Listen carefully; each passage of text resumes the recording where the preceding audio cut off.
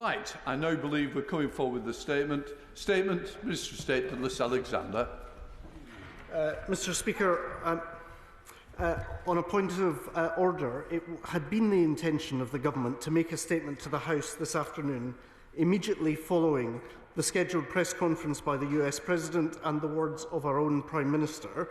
Both of these sets of remarks were delayed, with the result that at this relatively late hour, the Government would now suggest respectfully to you that it would be more courteous to the House to be able to provide all members on Monday the opportunity for a full statement. If that does not... Look, you're going to come forward with a statement because you converted a UQ this morning to a statement, so a statement has to be made. Now, what you say can't do on a point of order. It might be helpful. I understand that people were going round telling people to go home as there'll be no statement. As Downing Street had decided. We don't do business like this. It is totally wrong. I'm giving the benefit of the doubt. I'm sure you would like to open today the House on the position of where we are now. And of course, the details, I would expect them to come on Monday. Mr. Speaker, I'm grateful and of course defer to your judgment and will issue the statement that we're... Not my judgment. These are the rules of the House. A UQ was put in, it was converted by the Government to make a statement, so therefore it is on the Government now to come forward with a statement. Thank you, Mr. Speaker. Let me make the statement as requested. Within the last couple of hours, a deal has been announced respectively by the Prime Minister and by President Trump. I therefore welcome the opportunity to be able to update the House on the terms of where we are on that agreement that has just been reached. Back in February, I stood before the House and said that British industry needs and deserves not a knee-jerk reaction, but a cool and clear-headed sense of the UK's national interest, based on a full assessment of the implications of US actions. It is this approach that the Government has taken that has brought us to the front of the queue today. Indeed, no other country has been able to secure an exemption from these tariffs imposed by the United States until today. In March, the United States Government announced tariffs on steel, aluminium and autos. This was followed by an announcement of a global tariff with the UK on the lowest rate of 10%. Throughout this period, the UK Government has been engaged in an intensive and continued dialogue with the Government of the United States to advance the UK's national interest in this challenging and changing global trading environment.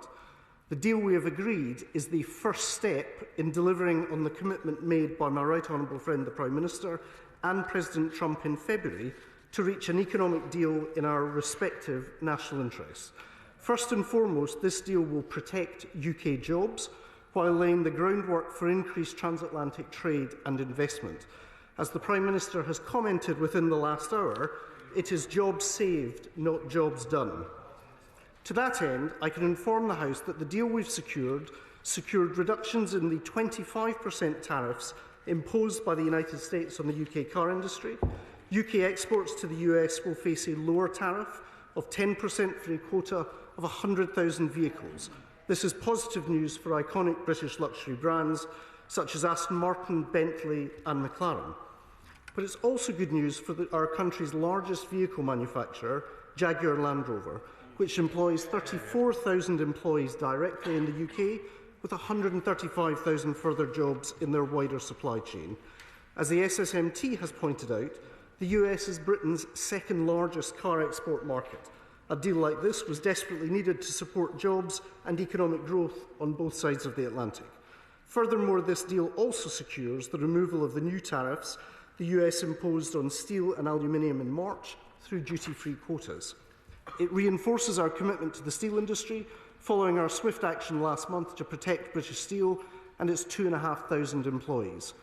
Turning next to agriculture, for the first time ever, this deal will open up exclusive access for UK beef farmers to the US market.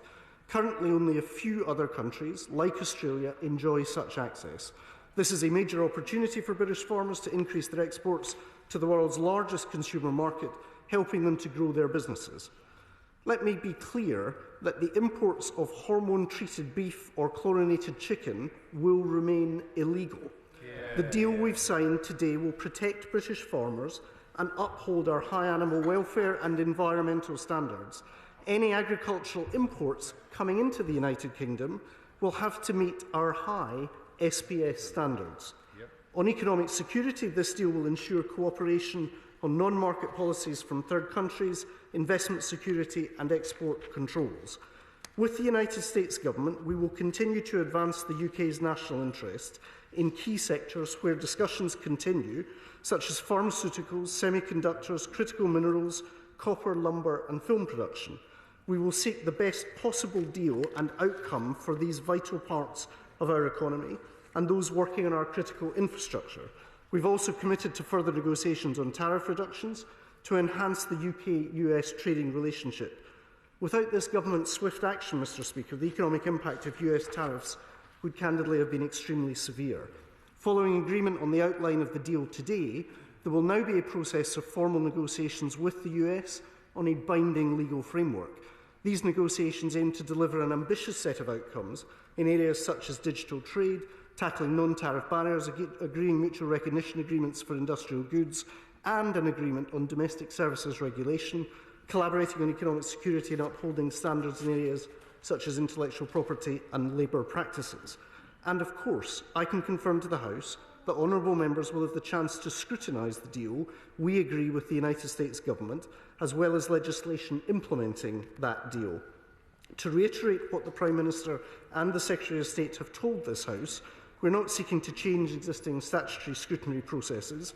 It is vital Parliament has the opportunity to make its voice heard on this important set of issues. I'm also pleased to confirm that the Secretary of State yesterday briefed the First Ministers of Scotland, Wales and Northern Ireland on progress in the negotiations. We will continue to work closely with devolved governments throughout the negotiations that will follow today's announcement. As a government, we are grateful to business across the United Kingdom for their extensive and continued engagement in recent weeks and look forward to continuing this engagement through the remaining negotiations. I would also like to place on record the Government's gratitude for the work of officials here in London and Washington for their efforts in securing the first stage of this agreement today. Mr Speaker, it will have lost nobody's attention in this House that this agreement with the United States has been reached on the 80th anniversary of the Victory in Europe Day. That victory was secured not simply by the heroism and courage of the British Armed Forces, but by strong transatlantic alliances that have served us well over the 8 subsequent decades. In the coming years, the Government of the United Kingdom will continue to work to secure international agreements that uphold our national interest. For all of those reasons, Mr Speaker, I commend this statement to the House. Shadow Secretary of State, Andrew Griffith. Thank you. Thank you, Mr Speaker, and thank you for ensuring that the House had the opportunity today to hear about this statement. Mr Speaker, free trade betters us all. It's lifted billions from poverty. It's made us the country we are today and the country which had the ability to join the fight for Europe's freedom 80 years ago. Unfortunately, this is not the historic free trade deal we were promised. Any reduction in tariffs is welcome, but British businesses are still facing higher tariffs now than they did in February. This is not the deal we were promised, and the government still has much work to do. Let's be crystal clear. It is our freedom to make our own trade policy that made even today's deal possible. I hope the government is now converted to our cause and regrets the 48 times they tried to take us back into the European Union. As they limber up to their surrender summit later this month, I ask the Minister to rule out today, once and for all, any form of dynamic alignment. Mr Speaker, we're the only party whose position on trade with the United States has been consistent. When the Conservatives published the opportunity for a deal in 2020, the now Prime Minister said he would never countenance an agreement. The now Education Secretary called it foolish, and the now Energy Secretary said it was a spectre hanging over us. Conservatives do welcome the news of a reduction in selected tariffs on things like automotive exports and steel today. Any reduction is better than no reduction. Jobs and investments were at risk, and all mitigation is to be welcomed. But if I've understood the Minister correctly, we're still not back to the position as it was at the beginning of February. Perhaps he can clarify. British goods will still be more expensive in the US than they were before. For all the special relationship, that puts us in the same category of countries as Burundi and Bhutan.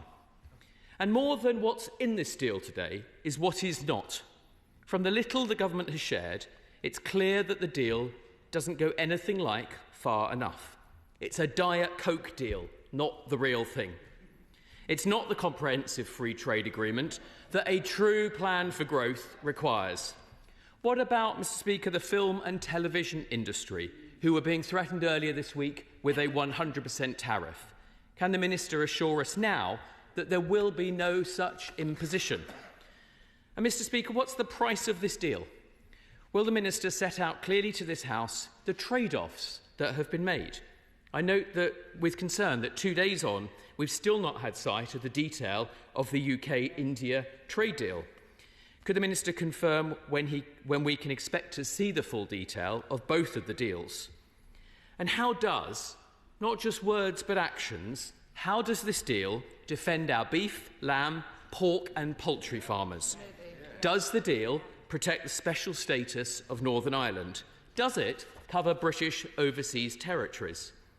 And in the meantime, whilst businesses continue to suffer and struggle with elevated US tariffs, while they face quotas and uncertainty, will he finally take steps with his colleagues to ease the burden his government chose to impose on them? Will he announce a pause of the devastating jobs tax until a full trade agreement can be concluded? Will he stop the surge in business rates that so many businesses are facing? And will he finally shelve the unemployment bill that is already seeing British businesses cutting jobs and choking under 300 pages of incoming red tape? Finally, will he ask the Prime Minister to sack his Energy Secretary and finally produce a real policy to cut energy to globally competitive levels? If he's serious about helping businesses, Mr. Speaker, then now is the time. What we see is that once again, when Labour negotiates, Britain loses.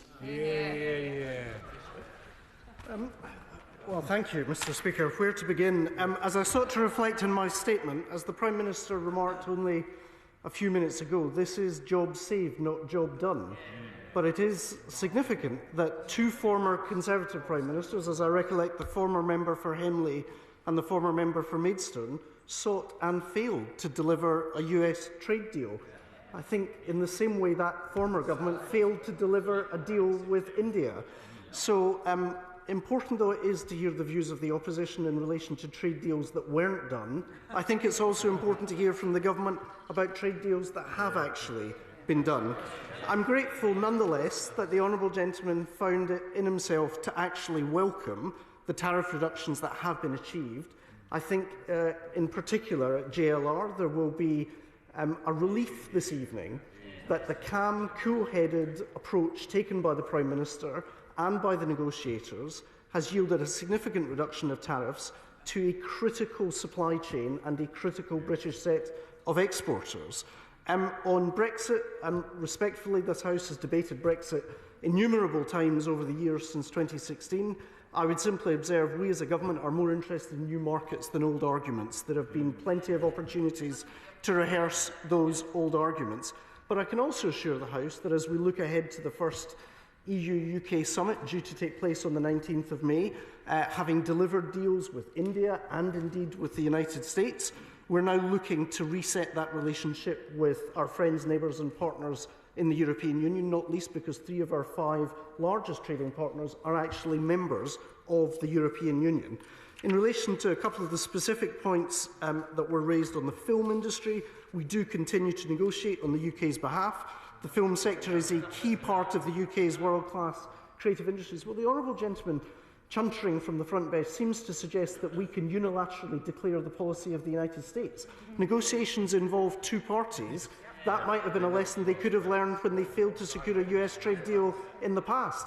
It is by listening and working together with our partners in the United States that we've been able to make progress today. And as I say, in the Prime Minister's own words, this is job saved, not job done. There is further work to be done, and we fully intend to take forward that work. In relation to agriculture, I think it's important to rehearse. I'm grateful to have a colleague from DEFRA on the front bench with me. The red line that we maintain consistently in relation to SPS has been protected. We've maintained those critical animal welfare standards, so all of the speculation in relation to chlorinated chicken or hormone-injected beef have turned out to be unfounded. But also, I think it's important to recognise what was agreed today. Let me be clear to the House. This agreement will provide the United States with an initial tariff rate quota on beef of 10,000 tonnes, increasing by 1,000 tonnes per year to a cap of 13,000 tonnes. Let me put that in context for the House and for the front bench opposite. The previous government agreed under the UK-Australia FTA to a beef tariff rate quota of 35,000 tonnes per year, which incrementally increases to, wait for it, 110,000 tonnes per year, and ultimately becomes unlimited, subjecting to the safeguard regime. So I think a sense of balance, proportion and understanding is required when discussing not only the safeguards that have been maintained and protected by the British Government, but also the deal that has been struck in relation to beef. We need to keep the market access granted to the United States in that context of the wider economic benefits that this deal has secured for the United Kingdom. In relation to the rather diminishing political points that the opposition frontbench sought to make in relation to domestic legislation, I can assure him that the domestic legislation and the programme of the British Government remains unchanged as a consequence of this landmark deal that has been achieved today. And as far as I'm aware, that remains the case in relation to the membership of the Cabinet. So I'm very relieved to say it's the Prime Minister in charge of choosing members of the Cabinet, not the party opposite, although, of course, the honourable gentleman has a distinguished record of service alongside Liz Truss in a previous government. Chair of the Select Committee, Leigh. Thank you, Mr Speaker, for helping ensure that this moment was possible. And let me add my congratulations to my right honourable friend and to His Majesty's Ambassador, Lord Mandelson in Washington, for getting this deal done. It would appear today, it would appear tonight, that a small common-sense retreat on duties and agriculture have unlocked a major reprieve for tens of thousands of jobs in our car and steel industry. Can the Minister clarify for us tonight when those tariff reductions will kick in? Can he confirm there is nothing in this bargain that compromises our ability to strike the boldest of resets with the European Union, because it would be a mistake to strengthen transatlantic relationships and then shortchange cross-channel possibilities? And can the Minister confirm that he will facilitate a debate in this House, if not, Mr Speaker, a vote on this treaty?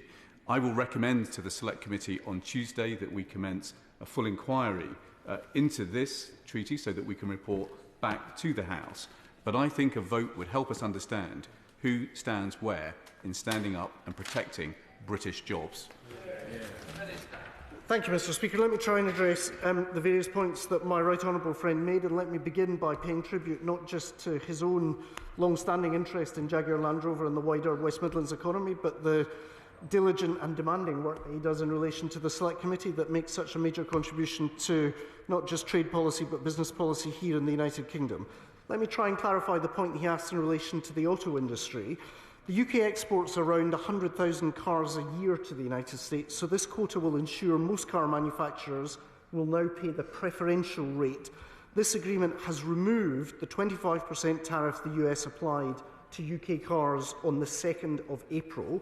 This agreement has been welcomed by the UK auto industry just in the last couple of hours, including Jaguar Land Rover, the largest exporter to the US, and we are committed to continuing to support the automotive industry. That was a point he's made very powerfully in recent days.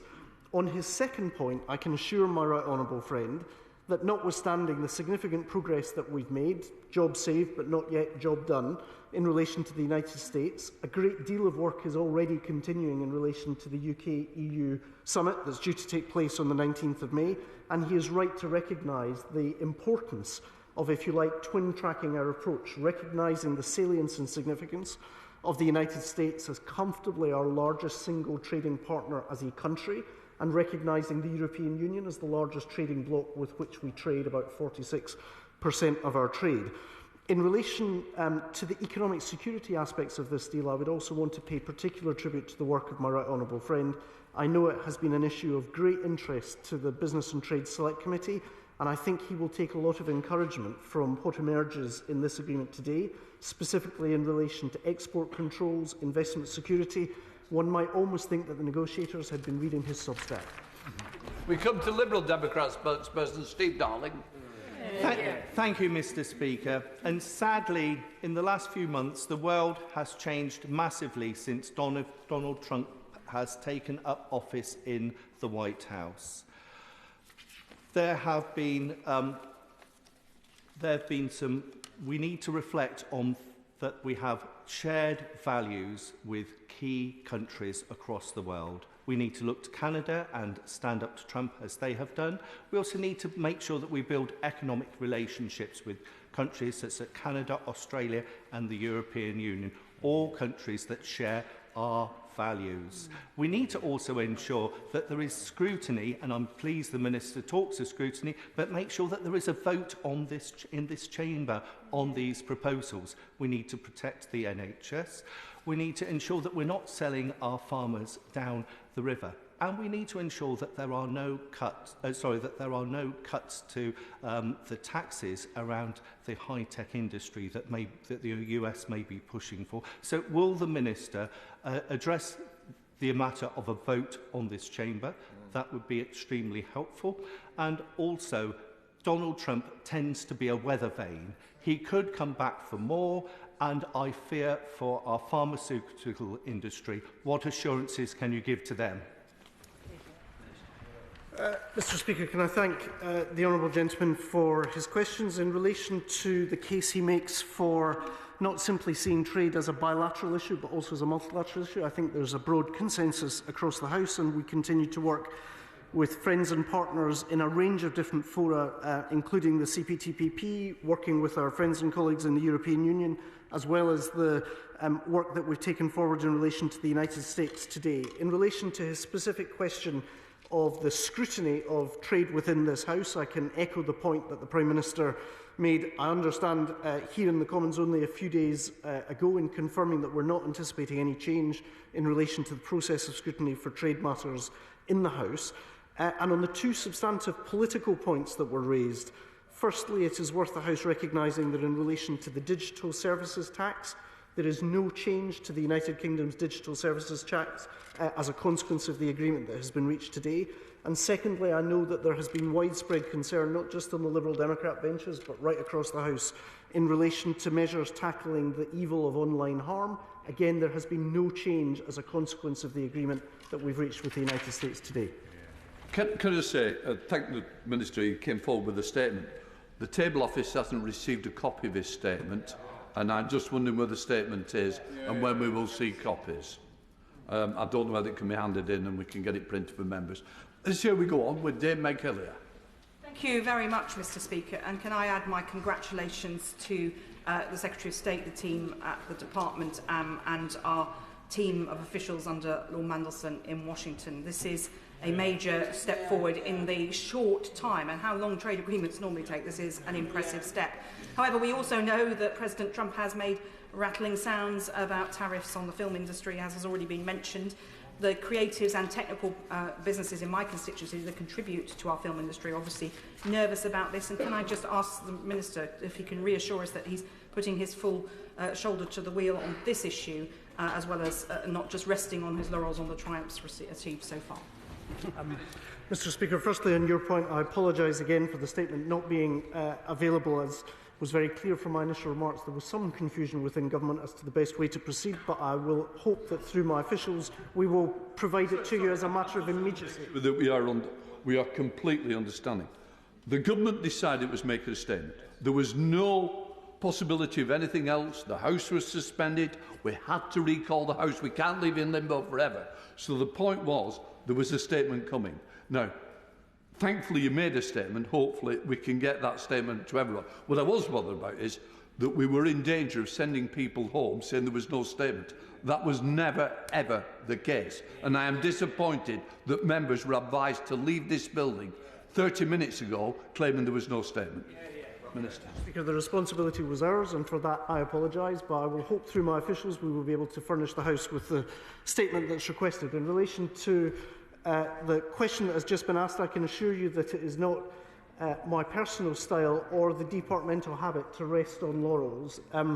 It has been a somewhat busy few months in relation to trade policy. It will not have passed the Right Honourable Lady's notice, not least given the historic changes in the global trading environment that we are experiencing on a day and daily basis. Notwithstanding that turbulence and, frankly, the challenges in relation to trade policy, it is a matter of quiet satisfaction that we were able to get the India deal over the line earlier this week, and through that process of quiet, engaged, diligent diplomacy and a great deal of hard work by officials and by negotiators and others, we have been able to secure this agreement today.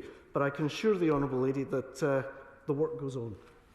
Fire of the House, Sir Edward Leigh. In the Trumpian philosophy, the after deal, you bully your opponents, then 2 months later you withdraw some of the threats, and they kneel down in adoration in front of you when you're just reduced to where you were before.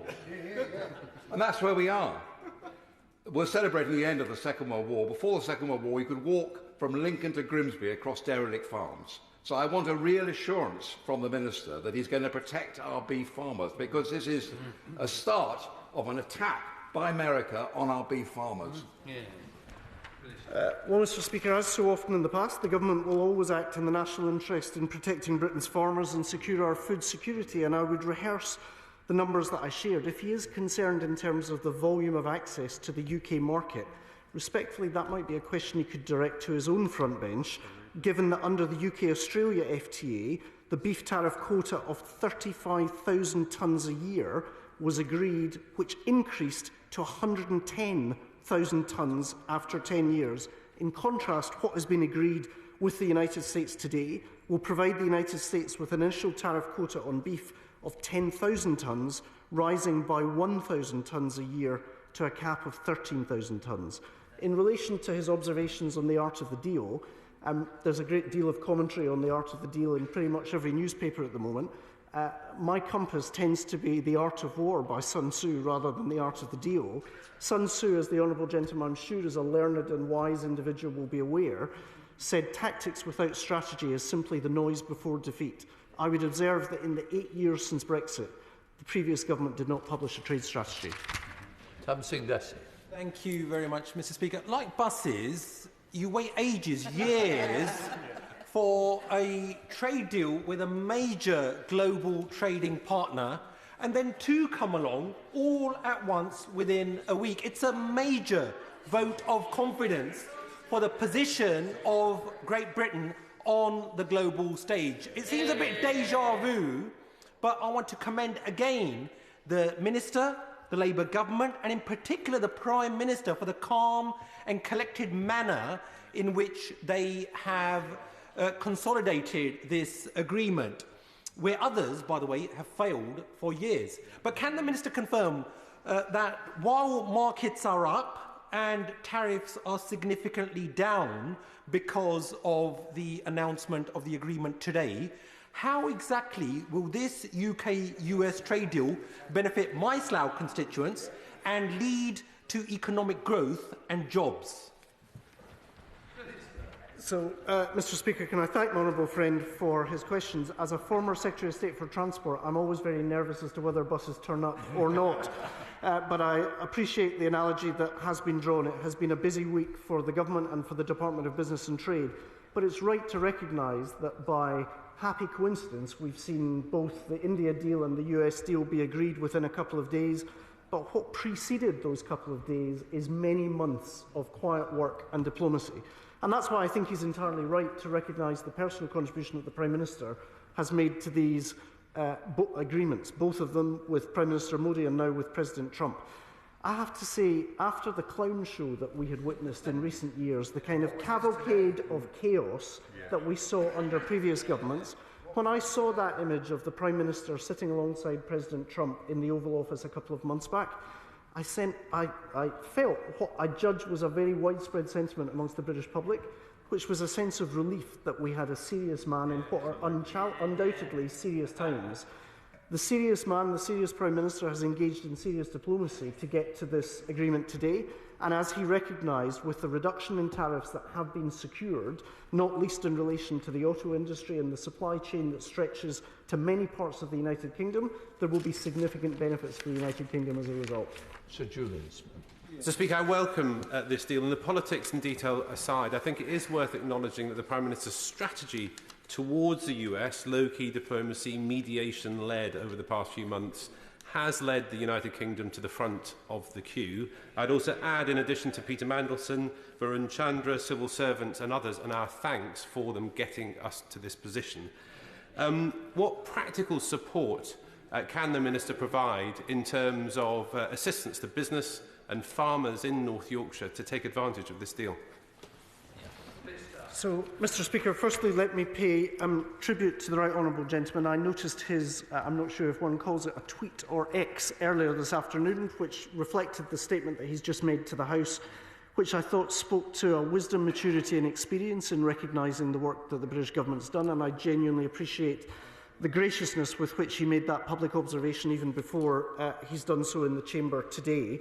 I would echo exactly the sentiment that he's described in relation not just to the Prime Minister and to Ministers, to the Secretary of State, Jonathan Reynolds, but also to those individuals, both in Washington and in London, within the British system, who have been working pretty much flat out to try and secure an outcome to the benefit of the United Kingdom.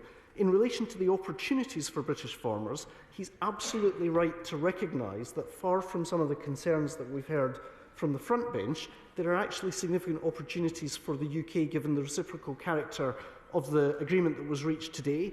We will be working as the Department of Business and Trade, working with our colleagues in DEFRA to ensure that British farmers are fully appraised of the opportunities that the new market access potentially offers to them. Mr Speaker, and can I congratulate my right honourable friend and his team for the second major trade deal in a matter of days. Our agricultural sector, our automotive sector, our steel sector will all be grateful. And I'd learned to be wary of enthusiastic posts from President Trump on the subject of trade, but this really does seem to be a win-win-win. Of course, as he said, there is more to be done and negotiations carry on. Could he confirm, as the Minister did to my Select Committee, that online harms are not on the negotiating table? Could he say whether the digital services tax is on the negotiating table? And could he also say a little bit about the labour practices issues that he mentioned in his statement? Thank you, Mr Speaker, and can I thank my honourable friend for her focus and concern both on online harm and indeed in relation to the work on online harm, and also concern in relation to the digital services tax. As I sought to reflect earlier, those remain undisturbed and unchanged by this agreement. We have listened carefully to the concerns on different parts of the House in relation to online harms, and we have worked hard to advance the UK's national interest in the agreement that is reached. I'm also grateful to the Honourable Lady for recognising the significance of the move in tariffs in relation to steel and aluminium, which again represents a significant benefit to the foundations of the UK economy. And in that sense, we worked hard not just in terms of automotives and the supply chain, but also for steel and aluminium in the course of this deal. Roome. Thank you, Mr Speaker. One area that is important to this country and is worth billions of pounds is that of defence. Can the Minister tell us what changes this deal would bring towards the new defence industrial strategy that is being proposed, both for the big primes and also for SMEs that this government and we all want to support? Mr Speaker, only in recent days I've been involved in discussions, notwithstanding the work that we've been doing on India and the United States, in relation to the defence component of the industrial strategy. We're aiming to bring the industrial strategy and the defence component of that to the public in the coming weeks and months. There is a huge amount of work happening within government. He is right to recognise that one of the challenges is how do we have defence procurement in the United Kingdom that does not simply reward some of our outstanding primes, but also recognises that the character of modern warfare is changing, whereby we're moving from a very small number of large platforms being the central feature of modern warfare to a very large number of small platforms. Look, for example, at drone technology in Ukraine and the transformative effect that is happening on the battle space. We are therefore deeply mindful of the point that the Honourable Gentleman makes, that we need to make sure in terms of defence procurement we have a whole-of-economy effort that recognises not least the digital and technological contribution of modern warfare Digital is a key part of the agreement that we've reached today, and we will work closely with the United States to advance our shared interests. Singh, thank you, Mr. Speaker, and thank you for making this possible. I welcome the statement by the Minister and congratulate the Minister and the Labour Government and all our officials in the UK and the USA who've worked incredibly hard on this, as you say, over several months.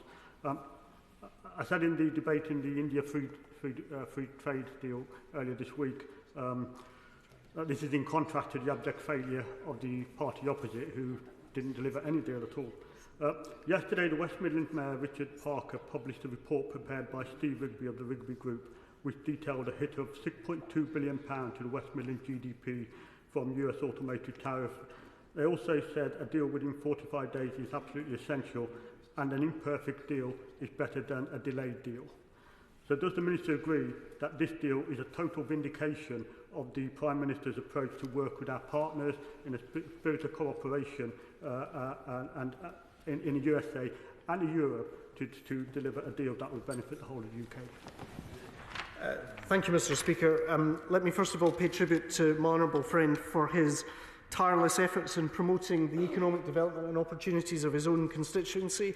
In relation to Richard Parker of the West Midlands, I last spoke with him only 2 or 3 weeks ago when we were together, and I am fully aware, not least given his own background, as I recollect, with PwC, he's deeply invested in economic development and the opportunities for the West Midlands and brought that commercial acumen to bear already in office. In relation to the West Midlands, perhaps the landmark, the signature feature of today's announcement will be the benefit that is accrued to Jaguar Land Rover, as well as other luxury car exporters to the United States. Given, if you like, the scale of Jaguar Land Rover production within the United Kingdom, the reliance on the US market, it was critical that we worked under the huge pressure of time to deliver a cut in tariffs affecting autos. And in that sense, the quota that has been agreed today and the reduction in the tariff level, I think, will be a real and meaningful benefit to JLR and to their supply chain. Mark Pritchard. Can I congratulate the Prime Minister on this trade deal? It is a historic moment. I believe it's in the national interest, but of course we'll have to see the detail, and the devil is in the detail, and it appears from the statement today there's a lot of details still to be worked out. And also pay tribute to Lord Mandelson, our ambassador in the United States. The Minister mentioned managing to keep red lines around hormone-reared beef, chlorinated chicken, and of course that was mentioned on our front bench as well, and our front bench mentioned lamb. I don't think the Minister mentioned lamb. That's very important to Shropshire farmers. But what hasn't been mentioned is antibiotics in pigs. And this nation eats a lot of pork. A lot of that is reared in Shropshire. So I just wondered whether he could assure Shropshire farmers and British farmers that the pig industry in this country is still safe as a result of this deal.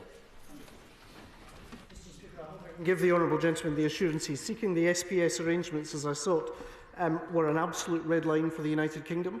And we were keen in both public and in private to reinforce the continuing focus that as a government we have on animal welfare standards here in the United Kingdom and upholding those. In relation to his broader points in relation to the deal, I'm genuinely grateful for him bringing his own experience and expertise in this House to bear in judging that even on this initial setting out of the deal, it's clearly in the national interest that we're in a position where there is, for example, a quota that allows a reduced tariff rate for the export of UK cars.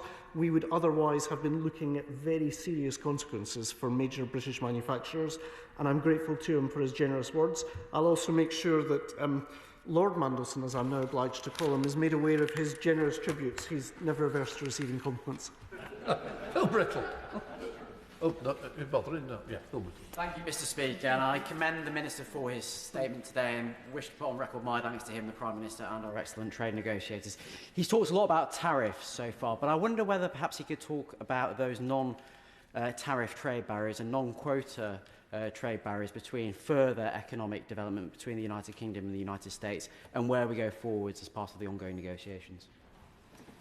I'm grateful to my honourable friend, and It's been one of the features of the last few months since the President was elected that people have thought, if you like, trade policy and tariffs are synonymous. And the Honourable Gentleman and my Honourable Friend is exactly right in recognising that a growing proportion of trade is conducted electronically. The UK is, an almost 81% services-based economy, and therefore we have a huge interest in non-tariff barriers. If you like, not just barriers at the border, but barriers behind the border. It's an area with focus in this agreement. It's an area which will require further work, but that's appropriate and right. We were working really under huge time pressure for the reasons I've already set out to address the specific tariff issue, but he's entirely right in recognising that there's an ambitious agenda we're going to take forward on non-tariff barriers. Law. Chris. Oh. Thank you, Mr. Speaker. Whilst reduction in tariffs are welcome, the past 4 months have shown the UK Government that President Trump is an unreliable partner, not just in trade, but in defence and security, climate and international rule of law. In contrast, the need for closer relations with our trusted allies in the EU have never been more important. Given Trump has previously described the EU as a foe, very nasty and an atrocity, can the Minister provide unequivocal assurance that there are no conditions whatsoever attached to this deal that will constrain the UK's relationship with the EU, which is the UK's largest trading partner? Mr. Speaker, I can do no better than quote the speech of the Prime Minister at the Mansion House towards the end of last year, where he said very clearly we don't want to have to choose between our friends and allies, between dealing and working constructively with the European Union and dealing and working constructively with the United States. In terms of the broader point that he makes, I think it is important to recognise that the United States is one of, indeed, our deepest and strongest defence ally. The United Kingdom, for the last 80 years, and we should remember the day on which we're gathering, have worked hand in glove with the armed forces of the United States to keep the world safe. I saw for myself in previous conflicts, for example in Afghanistan, the extraordinary heroism and courage that American service personnel brought to bear alongside British personnel. So it's right to recognise, as well as taking forward this economic agreement, there is a strong and enduring security foundation to the relationship between the United States and indeed the United Kingdom. All of that being said, of course, we stand ready to work with the European Union as we look ahead to the UK-EU summit on the 19th of May. He asked in terms of what were the conditions or were there any conditions. The single biggest concern that was expressed by many commentators was the issue of SPS, given A, it was one of the key areas, agriculture, where the previous government foundered in its negotiations with the Trump administration under Trump 1. That was a red line for us in these negotiations, and it's a red line that I'm glad to say we've protected. David Burton-Sampson. Thank you, Mr. Speaker, and I thank the Minister, the Prime Minister and Lord Mandelson for their work and all involved in this work in getting this deal over the line. I find it really positive, unlike some on the benches opposite who seem intent on talking this positive work of the government and our country down. Yeah. But does he agree with me that this trade deal, the trade deal with India, interest rates falling today as announced by the Bank of England, is a positive sign that this government's plan for change is working and is going to really start to benefit my constituents in Southend, Western Leigh, as well as the rest of the country? Yeah. Thank you. Mr. Speaker, can I thank my honourable friend for his generous roll call of honour? I think it probably would do my career prospects in the Department of Business and Trade some benefit if I also added the Secretary of State to his roll call of Lord Mandelson and the Prime Minister in relation to his observations on the latest cut in interest rates from the Bank of England. Of course, that will be welcomed by hard-pressed families seeking to meet their mortgage payments in communities right across the country.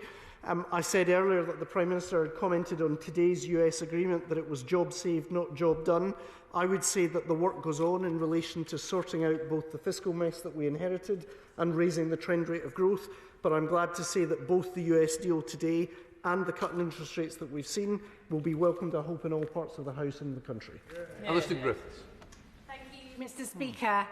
And I'm sure the Minister will agree that the economic landscape has changed dramatically since the 26th of March. We've had the trade deal with India, we've had today's pact with the United States, the Employment Rights Bill will come into law later on this year, and much more besides.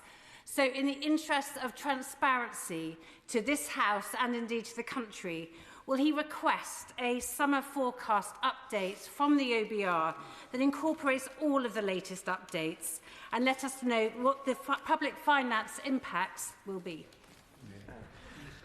As a mere Minister of Trade, I'm not sure that the Treasury would look kindly on me telling the OBR when to update its forecasts. I'm a Trade Minister, not a Treasury Minister, but I have heard and noted the observations that the Honourable Lady made.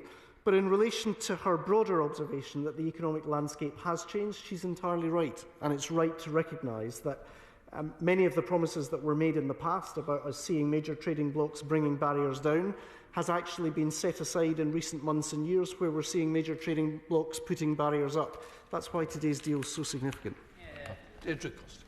Thank you, Mr. Speaker, and can I congratulate the Minister and this Labour government on achieving not just one trade deal, but two historic deals in the space of a week. Now, I'm a vegetarian myself, but my constituents in Ealing Southall, many of them like nothing better than a chicken curry on the streets of Southall Broadway. So can the Minister categorically assure the House that this deal will protect our British food standards, and in particular that chlorinated chicken and hormone-injected beef will remain illegal in this country? Mr. Speaker, firstly, I'm grateful for the catch-all congratulations to the whole government. It's a sentiment I heartily endorse and will ensure that that's heard by other colleagues. In relation to a substantive point, I can assure you that curries are not just a favourite in Ealing Southall. In most of our major metropolitan cities, there is nothing quite as British as a chicken tikka masala. And in that sense, that's a huge tribute not just to the 1.9 million people of Indian heritage who live within the United Kingdom and the immense contribution that they've made over the decades, not just to our cuisine but to our country. But she raises a really important point in relation both to chlorinated chicken and hormone-injected beef. There was a lot of concern, genuinely, before this agreement was reached today, and I can give the House the assurance that she is seeking, that there is nothing in this deal that compromises the safety standards either of poultry or indeed of beef. We were clear that that was a red line, and we've delivered on that red line. Christine Jardine. Thank you very much, Mr. Deputy Speaker, and I thank that. Sorry, Mr. Speaker. Sorry, I thank that it's been quite a day. I thank the Minister for his statement, and there has been a great deal about it, about reassurance for the car industry, for agriculture, but there's been no mention of the Scotch whisky industry or the drink and food industry in general.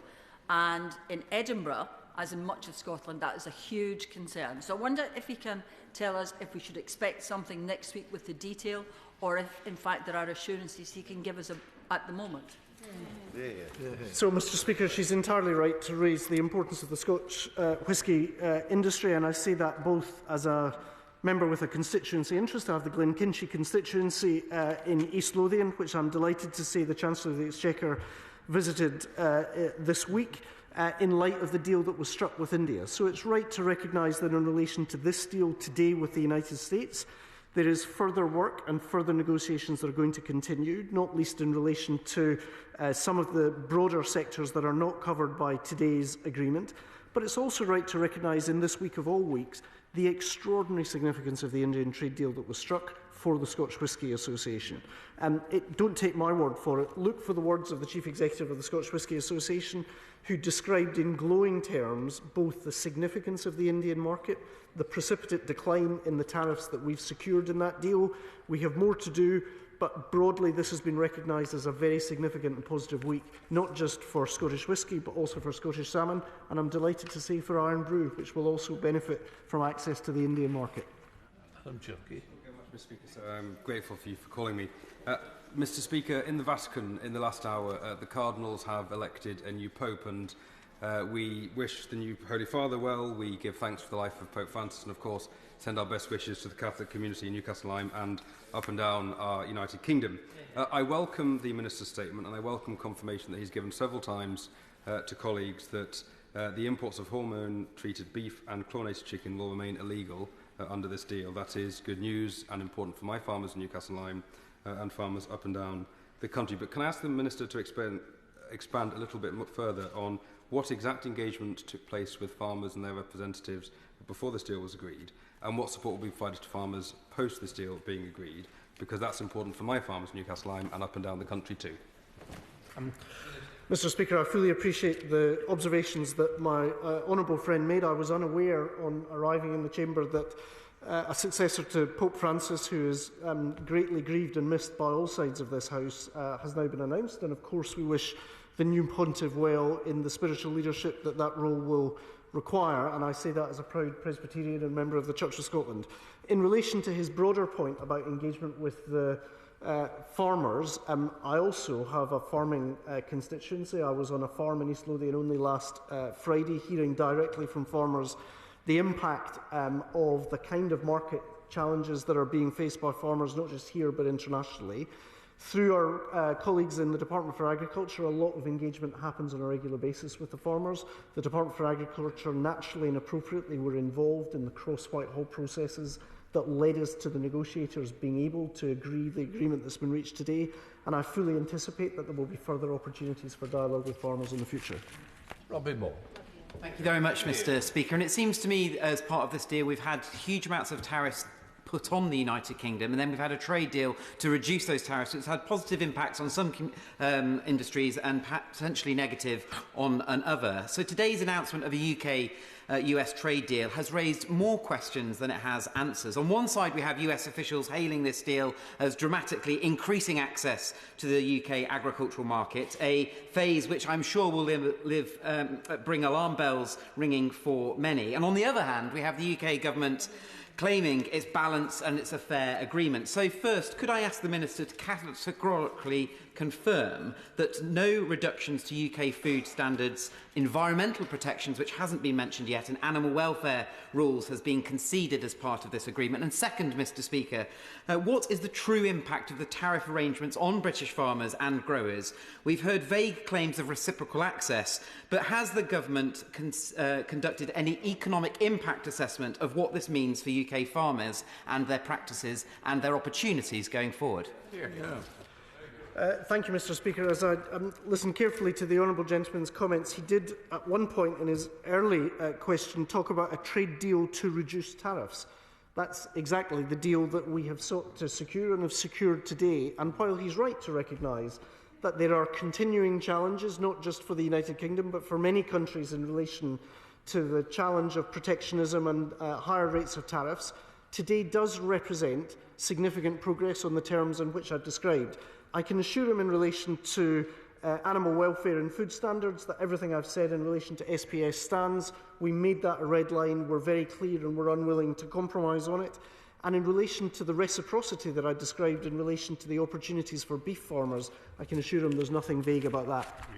Ben Leigh. I'm very grateful to the Minister for his confirmation that this deal will not in any way undermine the nation's SPS rules and regulations. But I'm sure he will acknowledge that there will be a degree of nervousness amongst British and indeed Welsh farmers, especially beef farmers, for although the tariff rate quota agreed is quite modest compared to that agreed under the New Zealand and Australia trade deals, it does of course come as an addition, and they will be worried about the cumulative impact. So can I just ask, and I think he has mentioned it, but could he just confirm that the 13,000 tonnes represents the maximum tariff rate quota for beef that has been agreed? And could he also perhaps suggest whether there's been any tariff rate quota agreed for lamb, pork and poultry? Forgive me, Mr Speaker, as I was shuffling through my papers, I missed the final point that the honourable gentleman raised, and I'll be happy to write to him on those points that were identified. He's absolutely right, I can assure him, in recognising a sense of proportionality between the tariff quotas that were agreed under the Australia deal, negotiated by the then Prime Minister, the former member for Henley, and the much more modest increase in tariff anticipated in terms of the quota by the agreement that has been reached today. But I recognise exactly the point he's made, that there are continuing challenges for the farmers in the United Kingdom, and we will continue to seek to address those. Hello, Morgan. Thank you very much, Mr Speaker. I welcome the government's clarification on chlorine-washed chicken and hormone-fed beef. Can I push him a little bit further on egg products in particular? Are the same protections in place for egg products? Because hens that are raised in battery cases are illegal in this country, but they're not illegal elsewhere in the world. Will it be illegal to import egg products from hens raised in those poor conditions elsewhere? Mr Speaker, we have not compromised our animal welfare standards in any aspect of what we have agreed on behalf of the United Kingdom today. John Lamb. Thank you, Mr Speaker. Thank you, Mr Speaker, for dragging the Minister to the House tonight to explain the terms of this deal. After hammering farms with their family farm tax, it now looks like Labour are selling our farmers down the river with cheap, low-quality imports from the United States. Now, President Trump's Agricultural Secretary has said this trade deal with the United Kingdom puts American agriculture first. Is she wrong? Mr Speaker, it's hardly a surprise that a member of the Trump administration talks about America first. I can assure the honourable gentleman that the United Kingdom has had a North Star by which we've negotiated, which is the UK's national interest. And today's agreement reflects the quiet but determined diplomacy of a serious Prime Minister to deliver a deal. I have to say, the party of which he is part does not have a great track record on serious Prime Ministers, nor do they have a great track record in relation to beef quotas. And again, I think it bears reflecting that, to put today's announcement in context, the government agreed to a UK-Australia FTA, the government of which he was a supporter, to a beef tariff rate quota of 35,000 tonnes per year. That might be a point he wants to make to farmers in the borders. David Chaplin. Thank you, Mr Speaker. Welsh farmers have been reaping the rewards from high beef prices over the past few years. That's been the one piece of good news in the industry. And now they're hearing this news that another government has signed another trade deal allowing even more beef imports into our country. Can he clarify why they've decided to include beef imports in this deal, why they've decided to kick our farmers in the teeth again? Well, Mr Speaker, I simply don't recognise the aerated contribution that the honourable gentleman has made. He's got an important and legitimate role in representing farmers in his constituency and more broadly. But I can assure him that if you look at the numbers, then actually both in terms of the level to which the previous quotas that have been agreed under the previous government have been utilised, and you then consider the relatively modest shift in terms of the tariff rate quota on beef that's been agreed today, I hope that the concerns that he expressed can be allayed when looking at the numbers. Okay. Harriet. Thank you, Mr Speaker. I hope the Minister will recognise why UK farmers might be raising an eyebrow at these assurances that he's giving the House today. They have been let down time and again by this government since July, whether that was the family farm tax, SFIs, double cab pickups, fertiliser tax, the list goes on and on. So when Brooke Rowlands, the US Agricultural Secretary, said after this deal was announced that it can't be understated how big the deal is for American farmers, and that it will exponentially increase US beef exports to the UK, he will understand why this brings concerns to what this will mean for our farmers. So can the Minister please confirm and assure farmers up and down the country that in any further trade negotiations with the US, their interests, livelihoods and futures will not be on the table?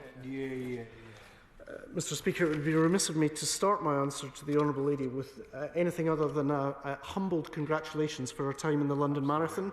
Having run the London Marathon twice, I would have seen her at the starting line, and that would have been the last time I saw her. It was a minor consolation to me that my time was somewhat faster than the Shadow Justice Secretary. All of that being said, she makes a very serious point in relation to British farmers.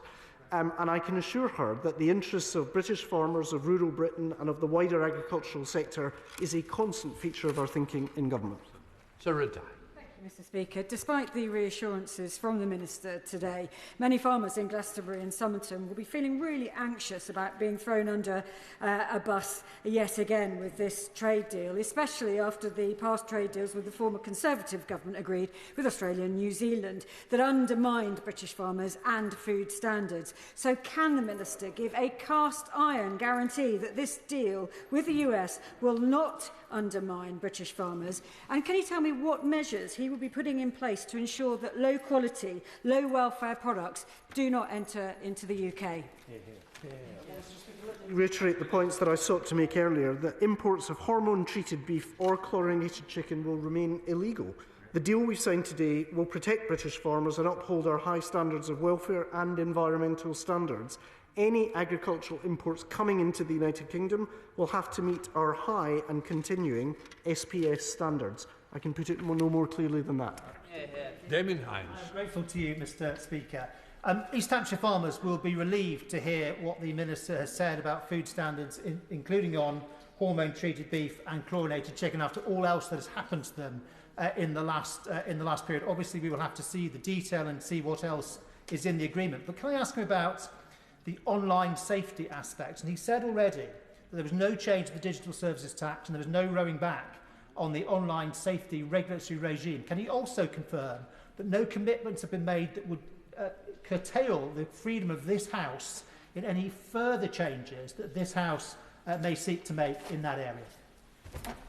Mr Speaker, not least on a day like today, I am not going to try to fetter or suggest there is any constraints whatsoever on the conduct of this House in terms of future or subsequent legislation in relation to online harm or any other issues that this House so chooses to debate.